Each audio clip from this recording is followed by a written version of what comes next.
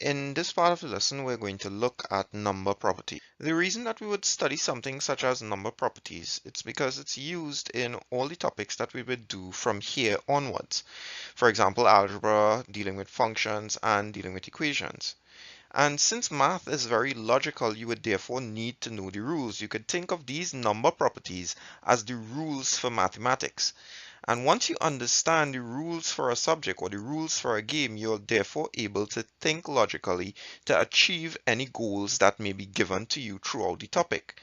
So it's going to be used constantly and it's going to become very intuitive so that you don't really need to remember it, but you'll be exposed to it enough that you would be able to develop shortcuts and work faster and also be able to understand it so well that you may think of it as nothing difficult.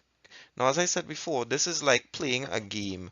And once you have number properties, you would be able to have the rules of the game. If you can think of any sort of game that you have ever done, you must realize at some point somebody had to give you the rules for that game. Without the rules for a game, you can't simply play a game. For example, if I decided that I am just going to give you a football, and once you're given that football, you are expected to play a game. How would you know whether or not you win that game if it is you never played football before, you don't know the rules of football?